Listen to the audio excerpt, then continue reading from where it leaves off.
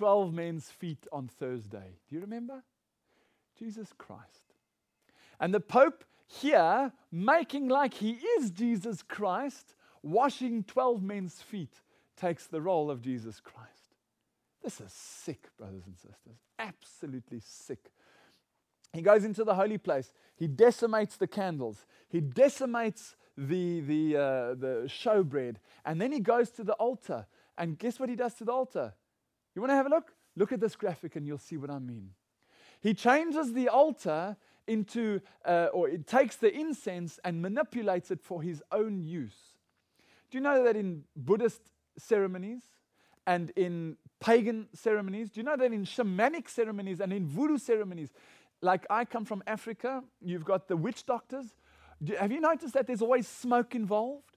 Because the witch doctor has to speak to the ancestors, because the ancestors are the link between God and mankind. God is too far, they say.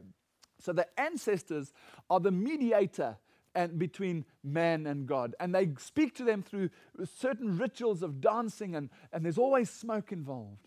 Well, he's taken those pagan rituals and he's manipulated the sanctuary to change the role of the mediator, Jesus Christ, where he's our intercessor between us and God. And he now becomes the little pagan priest swinging his holy smoke jar of incense. He then goes back into the holy place and manipulates the dress code as worn by the high priest. Here you can see the high priest's regalia. I just want to show you there. You can see the high priest inside the holy place. He takes that clothing and puts on his own white robes. But he doesn't just wear white, he wears other colors as well, like red, which is the color for sacrifice. Interesting here, his satanic hand signs, the same hand signs that you see on Satanists like Anton LaVey.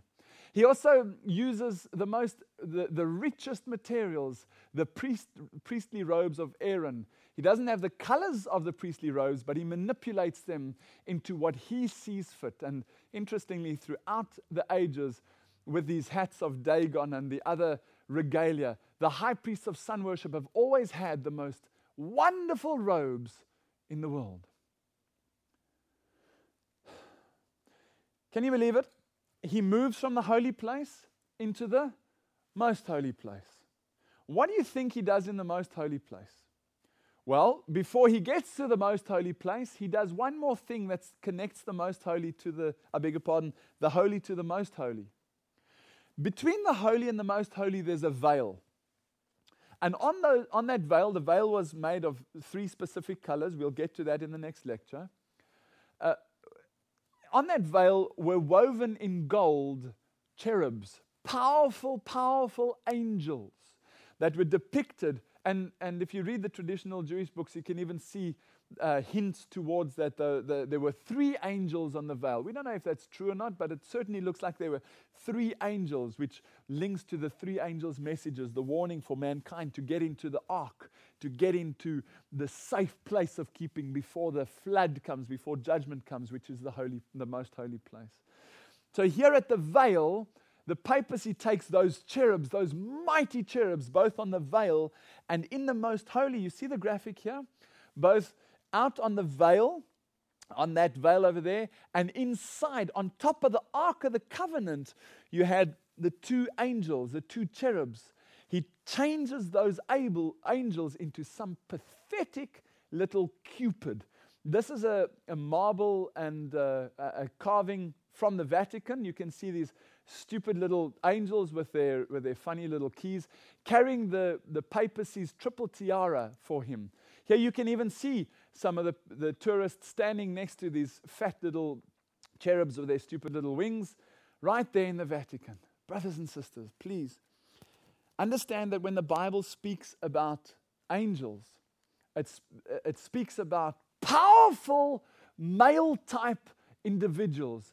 When one angel can shake the whole world, and today they turn this into a little, a little Cupid type angel. That is absolutely satanic. I wonder sometimes if he knows who he's playing with here. Then he goes into the most holy, brothers and sisters, and he changes the items in the most holy. Do you know what he wants? You know what he changes there? Have a look at this. He moves into the most holy, and there, guess what he does? Goes into the Ark of the Covenant and changes Aaron's rod. Today, Aaron's rod is either a gold staff that he walks around with, or it turns it into this disgusting, despicable, bent cross figure, which we'll get into in a moment. Do you remember the high priest, Moses as well? When Moses had a staff, and then the high priest, there's always been Aaron's staff. This was the staff that budded and produced leaves and almonds in one night. It is a symbol of taking a sinner and bringing the sinner back to life. A person that's dead and bringing them back to life immediately. Brothers and sisters, they take Aaron's rod and they turn it into this disgusting bent cross. What is this about? Well, I'm not going to tell you. I'm going to ask a Catholic author, Piers Crompton, to please tell us what that's about. Have a look at this. The bent crucifix is a sinister symbol that was used by Satanists in the 6th century, and that was revived at the time of Vatican II. That was in the 1960s. The black magicians and the sorcerers of the Middle Ages had made use of it to represent the biblical term, the mark of the beast. He takes Aaron's rod, claims to be the high priest with his little incense jar and his sprinkling water, and then he takes that and makes Aaron's rod into a satanic symbol that symbolizes the mark of the beast. He doesn't stop there. He goes to the other side of the ark and fiddles with a pot of manna.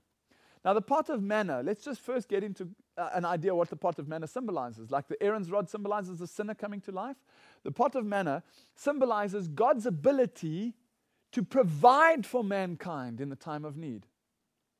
You remember when Israel went into the wilderness and the Lord provided manna for Israel? Well, that's exactly what it's about.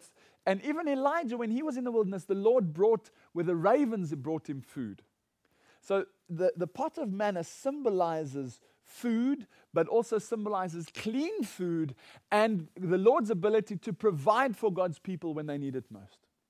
Today, the Catholic Church has manipulated that. Today, Christians are allowed to eat anything they want to.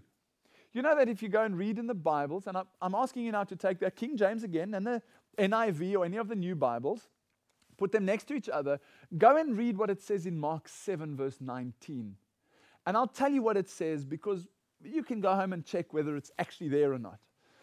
In the King James, Jesus there is speaking about the things that might defile a man. And then in the new Bibles, you'll see in brackets almost a dogmatic statement that's put in by Jesus Christ that now says, upon saying this, Jesus declared all foods clean.